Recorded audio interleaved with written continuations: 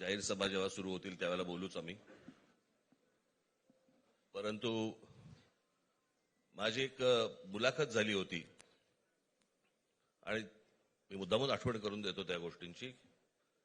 आणि त्या मुलाखतीमध्ये मी असं म्हटलं होतं की कुठल्याही वादापेक्षा आणि भांडणापेक्षा महाराष्ट्र मोठा आहे.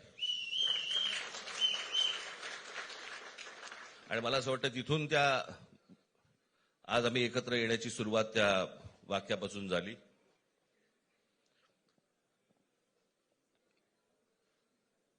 कोण किती जागा लढवणार, आकडा काय, हा नाही सांगणार तुम्हाला.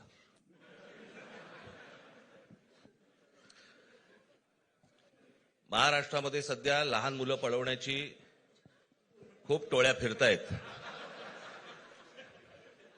त्याच्यामध्ये 2 टोळ्या अजून जास्ती ऍड झालेल्या आहेत. ते राजकीय पक्षांमधली मुलं पळवतात आणि जे निवडणुका लढवणार आहेत त्या लढवणाऱ्या सर्व उमेदवारांना दोन्ही पक्षांकडनं उमेदवारी दिली जाईल. ती कधी भरायची, केव्हा भरायची ते आपल्याला कळवलं जाईल.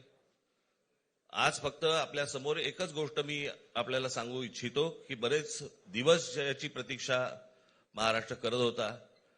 ती शिवसेना आणि महाराष्ट्र नवनिर्माण सेनेची युती झाली हे आज आम्ही आपल्याला जाहीर करत आहोत.